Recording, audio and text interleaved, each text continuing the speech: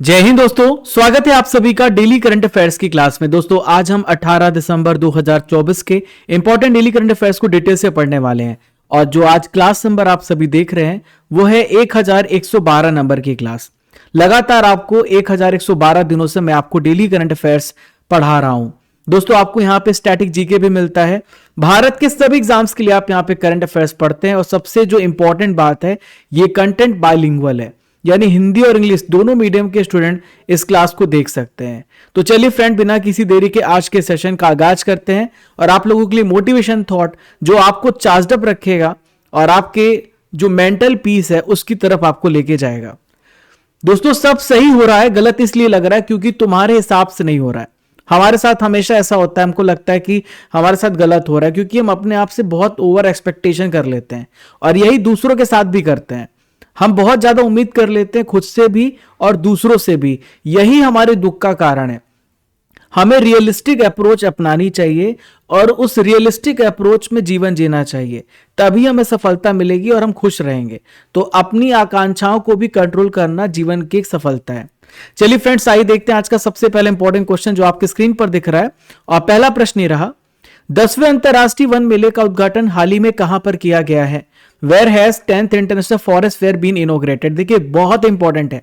देखिए आपको ध्यान में रखना है, भोपाल में किया गया। कहां पर किया गया? भोपाल में 10वां अंतरराष्ट्रीय वन मेले का उद्घाटन किया गया है। आप यहां पर देख सकते हैं, ये इंटरनेशनल हर्बल फेयर यहां पे लिखा हुआ है। देखिए इसका उद्घाटन किसने किया? तो एमपी के जो वर्तमान में चीफ मिनिस्टर हैं, इनका नाम है डॉक्टर मोहन यादव। इन्होंने इसे इनोग्रेट किया है, आपको ध्यान में रखना है। और ये जो फेस्टिवल है कल से स्टार्ट हुआ है और ये 23 दिसंबर तक चलेगा। ठीक है, 23 दिसंबर तक ही चलेगा। इस मेले में आपको बहुत सारे देशों के, जो यहां पर देखिए श्रीलंका है, नेपाल है, ऑस्ट्रेलिया है, तो ये सारे जो पार्टिसिपेंट्स हैं यानी रिप्रेजेंटेटिव्स हैं, आपको यहां पर देखने को मिलेंगे। कई देशों से यहां पे लोग शामिल हो रहे हैं। और ये जो मेला है दोस्तों, यहाँ पे जो वन से रिलेटेड संग्राहक हैं, कलेक्टर्स हैं, प्रोड्यूसर हैं और एंटरप्रेन्योर्स हैं, साइंटिस्ट हैं, व्यापारी हैं, वो सब यहाँ पर इकट्ठा होंगे और जो फॉरेस्ट प्रोडक्ट है उसको बढ़ाने का काम करेंगे ताकि इसका जो इंटरनेशनल मार्केट है वो बन सके। अब देखिए 2024 की थीम क्या है, ये आपसे पूछा जाएगा। तो इसकी थीम है लघु वनोपज के माध्यम से महिला सशक्तिकरण, women empowerment through minor forest produce. देखिए हमारे वनों से बहुत सारे, जैसे शहद हो गया या बहुत सारे एसेंशियल हमारे आइटम्स निकलते हैं, उन सभी को हम अपने देश में और दुनिया में हम सप्लाई करेंगे और खासकर महिलाओं के माध्यम से। तो उन्हें यहाँ पे डबल फायदा होगा, हमारी महिलाओं को भी रोजगार मिलेगा, उनका यहाँ पर पार्टिसिपेशन बढ़ेगा और इसके साथ साथ देश की इकोनॉमी भी यहाँ पे बूस्ट होगी। अब आई देखिए यहाँ पे बात आई है मेले की, फेयर्स की। तो भारत में बहुत सारे मेले ऑर्गेनाइज किए जाते हैं, उन सभी मेलों को हम यहाँ पे पढ़ लेते हैं। देखिए पहला रेणुका जी मेला, जो कि सिरमौर हिमाचल प्रदेश में ऑर्गेनाइज किया जाता है। मेरठ यूपी में लगता है नौचंदी मेला। सिद्धपीठ शकंभरी देवी मेला, यह सहारनपुर यूपी में लगता है। दादरी मेले की हम बात करें तो बलिया यूपी में ऑर्गेनाइज किया जाता है। सालासर मेला, सालासर जगह राजस्थान में है, भगवान हनुमान जी की यहाँ पर पूजा होती है। सूरज कुंड मेला जो कि फरीदाबाद हरियाणा में ऑर्गेनाइज किया जाता है। मनसा देवी मेला पंचकुला हरियाणा में होता है और कुरुक्षेत्र हरियाणा में सूर्य ग्रहण मेला भी होता है। तो मैंने आपको इंपॉर्टेंट फेयर्स बताए हैं जो आपको एग्जाम में डेफिनेटली देखने को मिलेंगे। एक है श्रवणी मेला जो कि देवघर झारखंड में ऑर्गेनाइज किया गया। हरेला मेला उत्तराखंड के भीमताल में ऑर्गेनाइज किया गया। क्वेश्चन नंबर 2 आप सभी के स्क्रीन पर ही रहा, कौन सा देश 2025 में भारतीय पर्यटकों के लिए वीजा फ्री यात्रा शुरू करेगा? Which country will introduce visa free travel for Indian tourist in 2025? तो इसका जो राइट आंसर हो जाएगा फ्रेंड्स, ये है रशिया। इसका सही आंसर रूस हो जाएगा। ठीक है, तो रशिया जो है भारत को वीजा फ्री यात्रा यहां पे देगा और भारतीय पर्यटकों को यानी किसी भी प्रकार की परमिशन वहां पे नहीं लेनी पड़ेगी और उसके लिए कोई आपको चार्ज नहीं देना पड़ेगा। तो वीजा मतलब होता है एक परमिशन। जब आप अपने भारत देश से जब आप दूसरे देशों में जाते हैं तो आपको वीजा लगता है। तो रशिया ने कहा हम इसके लिए कोई भी चार्ज नहीं लेंगे। और वैसे भी आपको पता है कि भारत और रशिया के बीच में जो रिश्ते हैं वो बहुत अच्छे हैं। हालांकि इसके पीछे जो सबसे इंपॉर्टेंट कारण है, रशिया अपने टूरिज्म को बढ़ाना चाहता है, टूरिज्म को बूस्ट करना चाहता है।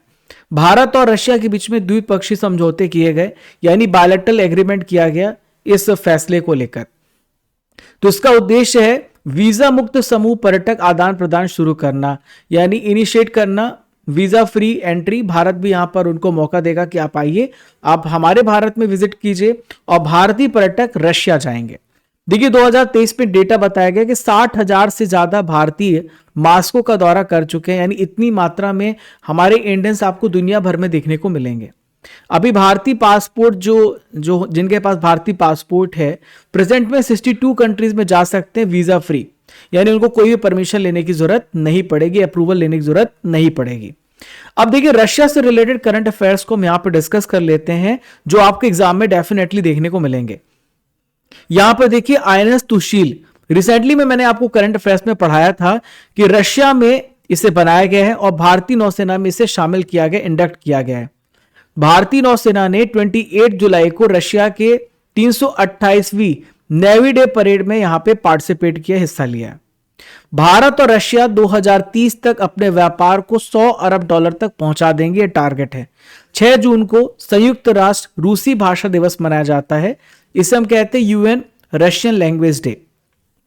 क्वेश्चन नंबर 3 आइए यहां पर देखते हैं, भारत की पहली योग नीति शुरू करने वाला पहला राज्य कौन सा बन गया है? Which state has become the first to launch India's first yoga policy? बहुत इंपॉर्टेंट है फ्रेंड्स, तो ये उत्तराखंड इसका सही आंसर हो जाएगा। उत्तराखंड यहां पर आपको ध्यान में रखना है। उत्तराखंड यहां पे देखिए इसके चीफ मिनिस्टर पुष्कर सिंह धामी हैं। इन्होंने आयुर्वेद और योग को एकीकृत करने का प्रयास किया, योग नीति योजना को यहां पे घोषणा करी है।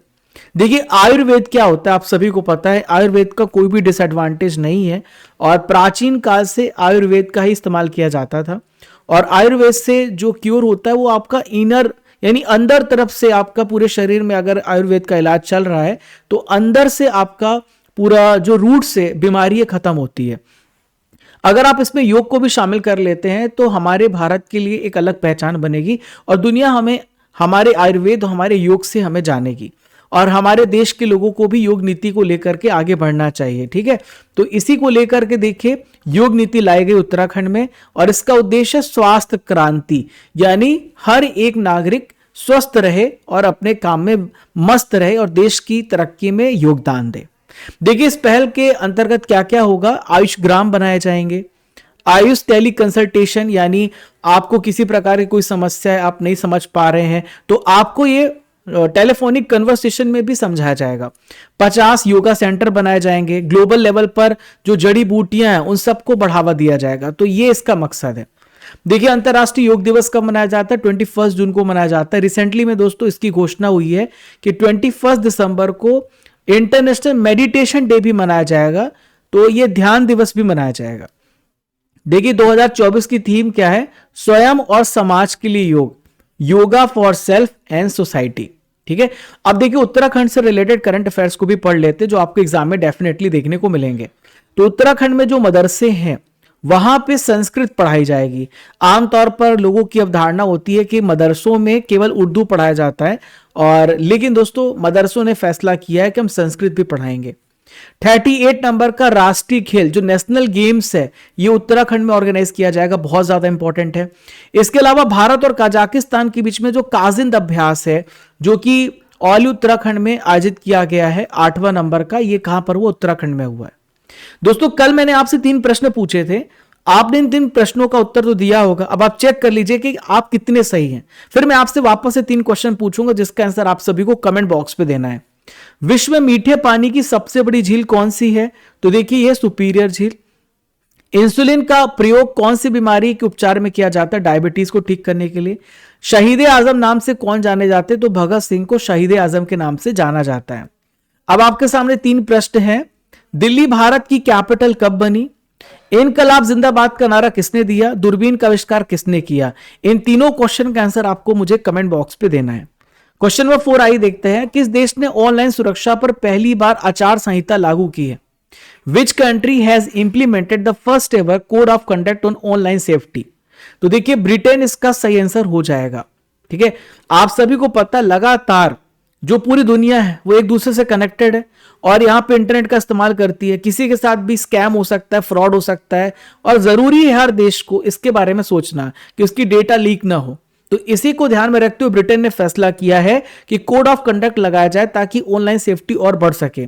भारत भी लगातार इन चीजों में प्रयास कर रहा है कि भारत भी लगातार इस पे ध्यान दे रहा है। तो ब्रिटेन की जो ऑनलाइन सुरक्षा व्यवस्था है इसको अभी लागू किया गया है, जिसे ऑनलाइन सेफ्टी सिस्टम हम कहते हैं। तो इसके तहत होगा क्या, जो मेटा है, आपको पता है मेटा एक बड़ी कंपनी है जो कि फेसबुक भी उसका एक पार्ट है। तो मेटा के अंतर्गत इंस्टाग्राम आता है, फेसबुक आता है, ऐसे बहुत सारे सोशल मीडिया प्लेटफॉर्म है।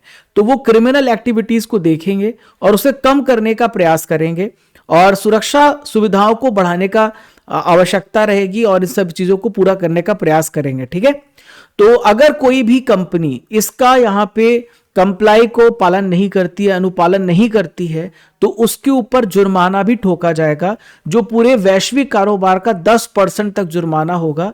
और यहां पर आप देख सकते हैं 18 मिलियन यूरो तक, यानी लगभग आप कह सकते हैं 170 करोड़ रुपए तक आपको जुर्माना लगाया जाएगा अगर आप इन सभी रूल्स को फॉलो नहीं करते हैं। चलिए आइए देखते हैं क्वेश्चन नंबर 5 आप सभी के स्क्रीन पर। माउंट सेमेरू ज्वालामुखी किस देश में जिसमें विस्फोट हुआ है? Mount Semeru volcano is in which country that has been erupted? देखिए आपको लगभग जब भी ज्वालामुखी की बात आएगी तो आप इंडोनेशिया टिक करिएगा, क्योंकि इंडोनेशिया रिंग ऑफ फायर में आता है, जहां पर आपको लगातार ऐसी घटनाएं रोज ही देखने को मिलती हैं, वहां पे ज्वालामुखी फटते ही रहते हैं।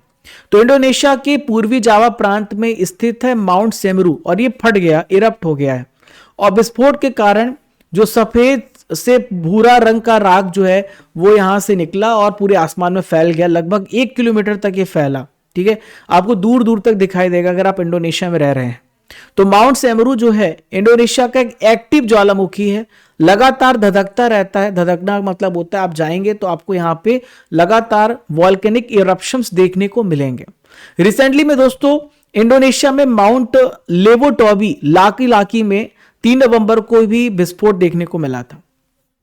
दोस्तों जितने भी हमारे साथ स्टूडेंट जुड़े हुए हैं वो ये पूछते हैं कि इस क्लास की पीडीएफ कैसे मिलेगी, क्योंकि डेली हमारे साथ बहुत सारे नए स्टूडेंट जुड़ते हैं। तो स्टडी कर एप्लीकेशन आप सभी डाउनलोड कर लेना। इस एप्लीकेशन को डाउनलोड करने के बाद आप डेली करंट अफेयर सेक्शन में जाना, जहां पर आपको डेली पीडीएफ यहां पे आपको मिल जाएगी। आप ई बुक्स में जाना, टेस्ट सीरीज में जाना, टेस्ट पास में जाना। ठीक है, तो ई बुक्स में जाओगे तो आपको हर मंथ की मंथली करंट अफेयर्स मिलेगी, हिंदी इंग्लिश दोनों मीडियम में, Lucent GK, topic wise, marathon class, yearly, half yearly e books, GK GS की सभी विषयों की ई बुक्स भी आपको यहीं पे अवेल कराई गई है। और अभी नवंबर मंथ की हिंदी इंग्लिश दोनों मीडियम में करंट अफेयर्स की ई बुक को आप डाउनलोड कर सकते हैं, जहां पर 150 एमसीक्यू भी मिलेगा और बहुत डिटेल एक्सप्लेनेशन के साथ। अब देखिए हमने यहाँ पे 11 महीने की ई बुक भी लॉन्च कर दी। आज मैं पोस्टर नहीं लगा पाया हूं, तो जनवरी से लेकर के नवंबर तक अगर आप 11 महीने की ई बुक को पढ़ना चाहते हैं, जहां पर आपको 500 एमसीक्यू, स्पेशल एमसीक्यू भी मिलेगा और बहुत सारे national, international, economic, scientific, sports, ये सारा कुछ आपको इसका एडिशन मिल जाएगा। ठीक है, देखिए 17 दिसंबर के रिजल्ट यहां पर मैंने डिक्लेयर किए हैं। आइए देखते हैं कौन टॉप किया है।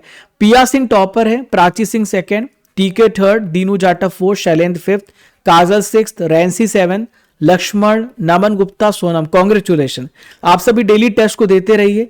ये वाला जो रिजल्ट है लास्ट में बताऊंगा, अभी मुझे पढ़ाना है, लास्ट में आपको बताऊंगा जो स्टैटिक जीके का है। ठीक है, चलिए तो दोस्तों आइए यहां पर आगे बढ़ते हैं। आप सभी ये हमारे टेलीग्राम चैनल को ज्वाइन कर लीजिएगा, राजा गुप्ता करंट अफेयर्स, ये बहुत इंपॉर्टेंट है, जहां पर आपको रेगुलरली इंपॉर्टेंट नोटिफिकेशन मिलता रहेगा। ठीक है, चलिए आज की नॉलेज की फैक्ट्री में हम भारत के राष्ट्रपतियों के बारे में पढ़ने वाले हैं। तो हम डेली 2 राष्ट्रपति के बारे में पढ़ेंगे और उनकी विशेषताओं के बारे में पढ़ेंगे, क्योंकि एग्जाम में आपको डेफिनेटली इससे रिलेटेड प्रश्न देखने को मिलेंगे। तो सबसे पहले बात करेंगे भारत के सबसे पहले राष्ट्रपति और संविधान सभा के अध्यक्ष डॉक्टर राजेंद्र प्रसाद जी की।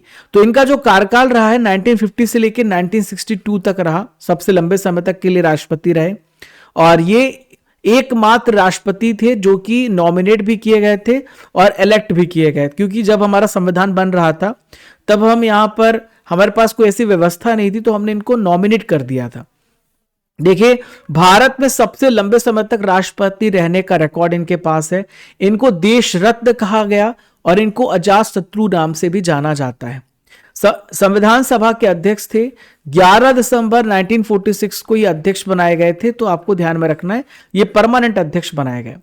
हम बात करेंगे सर्वपल्ली राधाकृष्णन की, जो कि भारत के दूसरे राष्ट्रपति रहे और उपराष्ट्रपति रहने का भी इनके पास गौरव प्राप्त हुआ। 1962 से लेकर 1967 तक भारत के राष्ट्रपति के तौर पर इनका कार्यकाल रहा है और पहला गैर राजनीतिक राष्ट्रपति रहने का भी इनके पास गौरव प्राप्त हुआ। दोस्तों 5 सितंबर को इनके जन्म दिवस के अवसर पर हम शिक्षक दिवस भी मनाते हैं और मेरा बर्थडे भी 5 सितंबर को आता है। और यहाँ पे भारत के सबसे पहले वाइस प्रेसिडेंट थे जो बाद में राष्ट्रपति बने, ठीक है। और यहाँ पे अगर आपसे पूछा जाए कि उपराष्ट्रपति के तौर पे सबसे लंबा कार्यकाल किसका था, तो राधा कृष्णन का था। हालांकि हामिद अंसारी भी 2 बार उपराष्ट्रपति रह चुके हैं। 1962 में जब भारत और चाइना के बीच में युद्ध चल रहा था, वॉर चल रहा था, तब भारत के राष्ट्रपति डॉक्टर सर्वपल्ली राधाकृष्णन थे। चलिए क्वेश्चन नंबर 6 को यहां पर देखते हैं। अर्जेंटीना के राष्ट्रपति जेवियर माइली को किस देश ने नागरिकता प्रदान करी? Which country has granted citizenship to Argentina president Javier Milei? तो देखिए इटली ने यहां पर इनको नागरिकता प्रदान करी। बड़ा ही अच्छा प्रश्न है, ठीक है। इनको सिटीजनशिप यहां पे प्रदान करी है। आप यहां पर देखें गौर से, तो ये आप देख रहे हैं, ये इटली की जो आप यहां पर जॉर्जिया मेलोनी को देख रहे हैं और ये है जेवियर माइली। तो इटली की सरकार ने अर्जेंटीना के राष्ट्रपति को इनकी यहां पे नागरिकता प्रदान करी है इटालियन विरासत के आधार पर। अब कैसे प्रदान करी अब इससे हम समझते हैं। तो जेवियर माइली के जो पूर्वज थे वो इटली से पलायन करके अर्जेंटीना चले गए थे। तो यहां पर उनके जो पूर्वज हैं वो इटली से बिलोंग करते, इसी आधार पर, विरासत के आधार पर, on the basis of Italian heritage, विरासत के आधार पर इनको यहां पे सिटीजनशिप ग्रांट की गई है। तो माइली के साथ इनकी बहन करीना भी आप देख सकते हैं और करीना को भी यहां पे सिटीजनशिप दी गई है। अब बात कर लेते हैं दोस्तों इटली कहां पर है, इटली की लोकेशन क्या है। तो आप यहां पर इटली की लोकेशन को देख सकते हैं जो कि यूरोप में आता है, ठीक है। और इटली की कैपिटल क्या है दोस्तों? इटली की कैपिटल है रोम। यहां पर देखिए इटली की कैपिटल है रोम और इटली के राष्ट्रपति यहां पर देखिए सर्जियो मैटरेला है। जॉर्जिया मेलोनी यहाँ की प्राइम मिनिस्टर हैं। बहुत ज्यादा सुर्खियों में रहती है जब यहां पर हमारे देश के प्रधानमंत्री की तस्वीर इनके साथ आती है। दुनिया के सबसे जो एक्टिव ज्वालामुखी माउंट एटना, यहां पर विस्फोट होता रहता है। बहुत ही एक्टिव ज्वालामुखी आपको इटली में देखने को मिलेगा। क्वेश्चन नंबर 7 आई देखते हैं। हाल ही में किस देश ने विवादित हिजाब और शुद्धता कानून पर रोक लगा दी है? विच country has banned the controversial हिजाब एंड चैस्टिटी लॉ?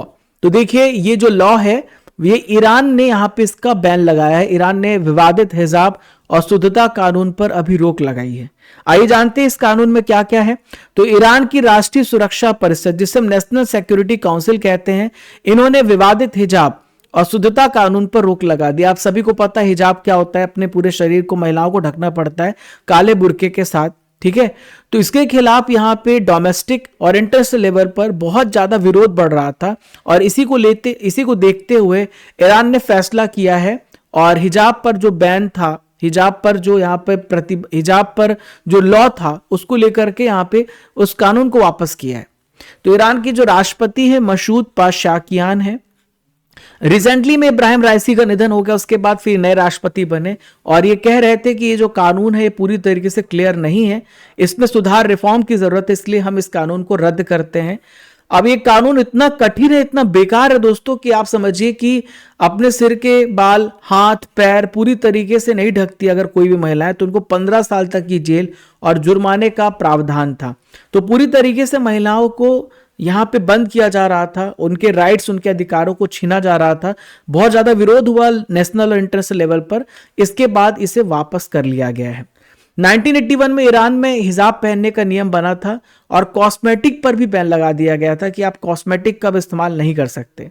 1983 में ईरान में जितनी भी महिलाएं थे उनको हिजाब पहनना अनिवार्य कर दिया गया था और अभी देखिए बहुत ज्यादा विरोध हुआ, उसके बाद इस कानून को वापस से बुला लिया गया है। देखिए बात करते ईरान की, तो ईरानी संसद को यहां पे मजलिस शूरा या इस्लामी या मजलिस कहा जाता है। दुनिया का सबसे बड़ा सिया मुस्लिम देश है। देखिए 2 प्रकार के आपको मुस्लिम देखने को मिलेंगे, एक सिया और एक सुन्नी, ठीक है। यहां पे ईरान की लोकेशन को देख लेते हैं जो आपको एग्जाम में डेफिनेटली पूछा जा सकता है।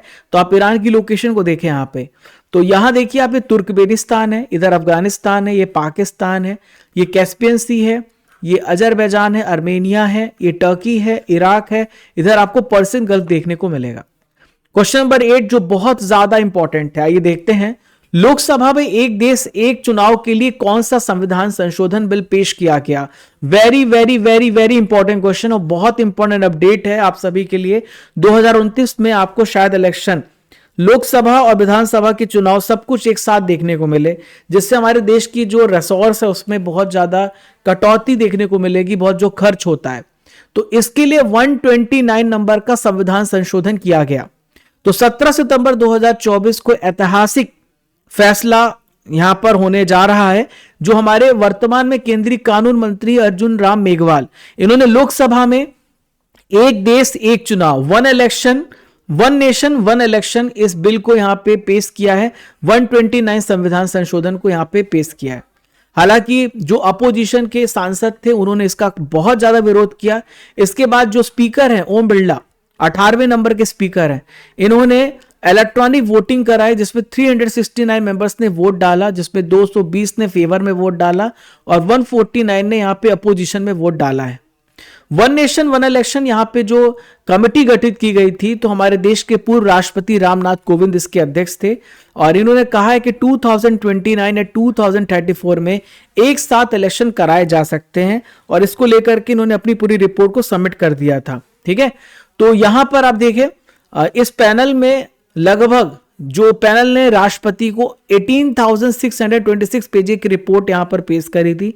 2 सितंबर 2023 को पैनल का यहां पे गठन किया गया था। 191 डेज लगे इस पे पूरा काम किया गया।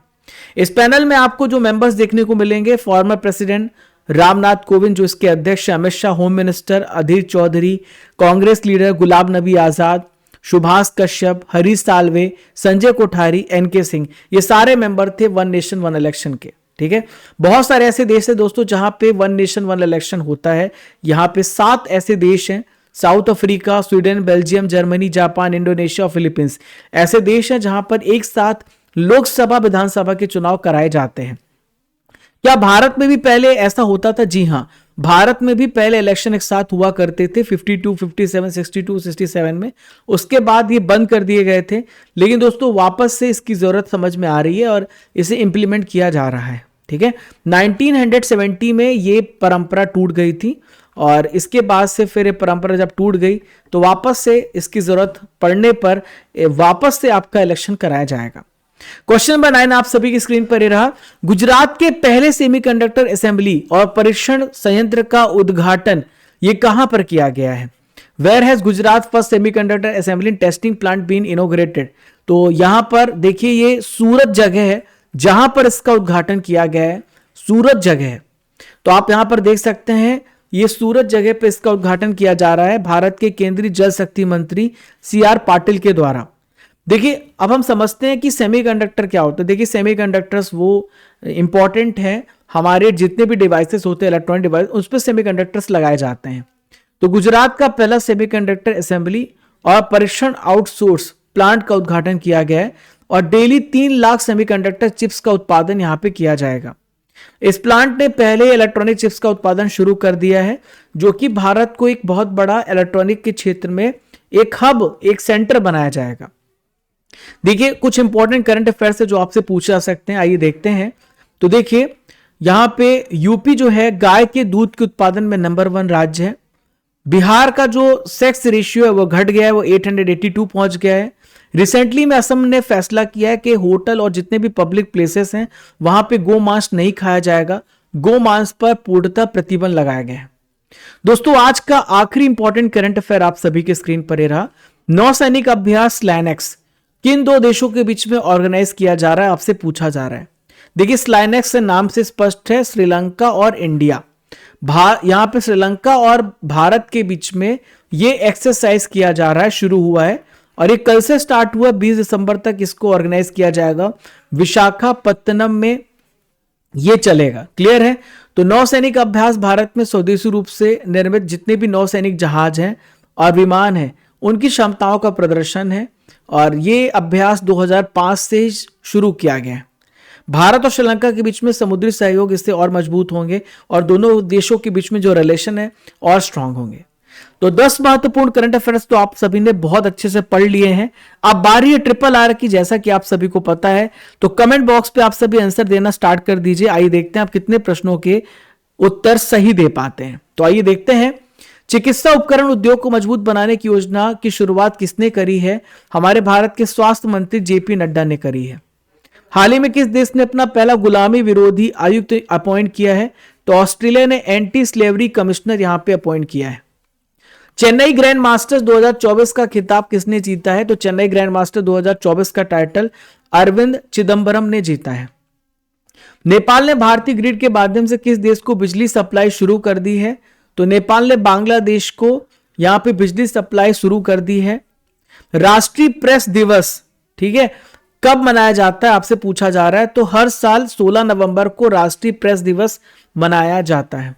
पहला बोडोलैंड महोत्सव का आयोजन कहां पर किया जाएगा? तो पहला बोडोलैंड फेस्टिवल न्यू दिल्ली में ऑर्गेनाइज किया जाएगा।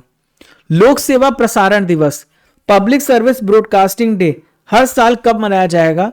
तो 12 नवंबर को public service broadcasting day celebrate किया जाएगा। इंडियन ऑयल के नए अध्यक्ष कौन बने हैं? तो इंडियन ऑयल के अध्यक्ष बने अरविंद सिंह साहनी। अरविंद सिंह साहनी। 66 नंबर के अखिल भारतीय कालिदास समारोह का आयोजन कहां पर किया गया है? तो उज्जैन में किया गया है। रेणुका जी मेला और अंतरराष्ट्रीय लवी मेला किस राज्य में आयोजित किया गया? तो ये हिमाचल प्रदेश में रेणुका जी फेयर और इंटरनेशनल लवी फेयर अभी हुआ है। प्यारे दोस्तों, 17 दिसंबर का जो करंट अफेयर कल आप सभी ने पढ़ा था उसका यहां पे रिवीजन करेंगे। देखते हैं आप कितने प्रश्नों को सही कर पाते हैं। मिखाइल कावेलाशविली किस देश के राष्ट्रपति बने हैं? तो ये जॉर्जिया के प्रेसिडेंट बने हैं। एडमिरल कप 2024 किस देश की टीम ने जीता है? तो इसे रशिया ने जीता है। रेगिस्तान पर्यटन सर्किट के लिए योजना किस राज्य में शुरू की गई है? तो गुजरात राज्य में यह स्टार्ट किया गया है। एमपी की प्रसिद्ध बैगा कलाकार जोधैया अम्बा का निधन हो गया। इन्हें किस वर्ष पद्मश्री मिला? 2023 में, पिछले साल इनको पद्मश्री से सम्मानित किया गया। डेजर्ट नाइट एयर कॉम्बैट अभ्यास का आयोजन किन दो देशों के बीच में हुआ? तो भारत, फ्रांस, संयुक्त अरब अमीरात, इन देशों के बीच में होता है डेजर्ट नाइट एयर कॉम्बैट अभ्यास। भारत ने किस टीम को हरा करके 10वें महिला जूनियर हॉकी एशिया कप को फाइनल जीता है? तो यहां पे भारत ने किसको हराया? चाइना को हराया है। भारत का पहला मधुमेह बायो बैंक कहां पे शुरू किया गया है? तो भारत का पहला डायबिटीज बायो बैंक ये कहां पे स्टार्ट किया गया है आपको बताना है। तो भारत का सबसे पहला जो मधुमेह बायो बैंक है ये कहां पे स्टार्ट हुआ है? ये चेन्नई में स्टार्ट हुआ है। कहां पर? चेन्नई में स्टार्ट हुआ है। ठीक है। Dark eagle anti missile system किस देश ने बनाया है? तो dark eagle anti missile system को किसने बनाया है? अमेरिका ने बनाया है। मिसेज यूनिवर्स कोलोराडो 2024 का खिताब किसने जीता है? ललिता चेरू कुमुदी ने जीता है। BWF tour super 100 tournament Odisha masters में पुरुष एकल का खिताब किसने जीता है? ऋत्विक संजीवी सतीश कुमार ने जीता है। दोस्तों अब हम यहां पे ल्यूसेंट जीके में प्रीवियस ईयर क्वेश्चन को डिस्कस करेंगे जो एसएससी में आए हुए हैं। आइए देखते हैं आप कितने प्रश्नों को सही कर पाते हैं। CUK या the records of the western world किसके द्वारा लिखा गया है? एसएससी सीजल 2022 का प्रश्न है। तो हेन सांग के द्वारा इसे लिखा गया है। 21 अक्टूबर 1943 को सुभाष चंद्र बोस ने डैश में भारत के अनंतम सरकार के गठन की घोषणा करी थी। सीजल 2022 का प्रश्न है। सिंगापुर में। अशोक के शासनकाल की प्रमुख घटनाओं में से 250 ईसा पूर्व में राजधानी पाटलिपुत्र में डैश बौद्ध संघ का आयोजन हुआ था। तो तीसरा यहां पे बौद्ध संघ का आयोजन किया गया था। इनमें से किसे भारत का नेपोलियन कहा जाता है? तो भारत का नेपोलियन जो कभी नहीं हारा, सीजल 2022 का प्रश्न है, समुद्रगुप्त को कहा जाता है। निम्नलिखित स्वतंत्रता सेनानियों में किसने 1875 में वंदे मातरम कविता लिखी है? तो बंकिम चंद्र चटर्जी ने इसको लिखा है। दोस्तों अब मैं 18 दिसंबर के करंट अफेयर्स का मैं आपका टेस्ट लेने वाला हूं, तो आप लोग टेस्ट के लिए भी तैयार हो जाइए। देखते हैं आप कितने प्रश्नों को सही कर पाते हैं। ठीक है। तो रेणुका जी मेला किस राज्य में लगता है? हिमाचल प्रदेश में लगता है। आईएनएस तुशील को किस देश ने बनाया है? तो आईएनएस तुशील को रशिया ने बनाया है। मिखाइल मिशुस्टिन किस देश के प्रधानमंत्री हैं? तो मिखाइल मिशुस्टिन जो प्राइम मिनिस्टर हैं वो रशिया के हैं। गुरमीत सिंह किस राज्य के गवर्नर हैं? तो गुरमीत सिंह उत्तराखंड राज्य के गवर्नर हैं। कीर स्टारमर किस देश के प्राइम मिनिस्टर हैं? यूके के प्राइम मिनिस्टर है कीर स्टारमर। आज का सवाल है, लोकसभा में एक देश एक चुनाव के लिए कौन सा संविधान संशोधन बिल पेश किया गया? आपको इसका आंसर मुझे कमेंट बॉक्स पे देना है। एक पिक्चर आपको यहां पर दिख रही है, आपको पहचानना है ये तस्वीर किसकी है, कमेंट बॉक्स पे लिखना है। तो जितने भी स्टूडेंट हैं स्टडी कर एप्लीकेशन को डाउनलोड कर लें, जहां पर इंपॉर्टेंट पीडीएफ आपको मिलती रहेगी। आप स्टैटिक जीके का टेस्ट देते रहिए। और 32 नंबर पेज के जो टॉपर है दीनू है, वीके दुबे, हरीश, संजीव, विक्रांत, कुलदीप, सोहन, दीपू मौर्य, शोभा और ललिता है। दोस्तों ये टेस्ट पास है, जहां पर आप टेस्ट पास आप यहां पे देखेंगे तो ये टेस्ट पास है, जहां पर आपको 4000 प्लस टेस्ट आपको यहां पे मिलते हैं। State PCS, SSC, CMAT, defence, teaching, railway, CSIR, UPSC, इन सब एग्जाम्स के लिए। राजा गुप्ता करंट अफेयर हमारा टेलीग्राम चैनल, आप इसे ज्वाइन कर लीजिएगा ताकि आपको रेगुलर इंपॉर्टेंट अपडेट्स मिलते रहे। मेरा इंस्टाग्राम हैंडल है राजा गुप्ता _ऑफिशियल। यहाँ पर मैं डेली 1 मिनट्स में 10 इंपॉर्टेंट करंट अफेयर शेयर करता हूँ। और ये मेरा स्टैटिक जीके का बुक है, जिसे आप घर बैठे मंगा सकते हैं, आप ऑर्डर कर सकते हैं। इसकी लिंक आपको डिस्क्रिप्शन बॉक्स और कमेंट बॉक्स पे पिन की गई है। ये स्टैटिक जीके की बुक भारत के सभी एग्जाम्स के लिए है और इसमें बहुत ही शॉर्ट फॉर्म में सारा कुछ दिया हुआ है और इसी का हम टेस्ट लेते हैं। आप डेली यहाँ पे पढ़िए और पेज बाय पेज आप यहाँ पे टेस्ट दीजिए स्टैटिक जीके का। तो फ्रेंड्स मिलते हैं, तब तक के लिए जय हिंद, जय भारत। नेक्स्ट इंपॉर्टेंट सेशन में कल से आपकी सारी क्लासेस स्टूडियो फॉर्मेट में होंगी। आज ये जो लेक्चर है आपको इस फॉर्मेट में मिल रहा है, कल से आपका क्लास स्टूडियो से लाइव होगा। जय हिंद, जय भारत।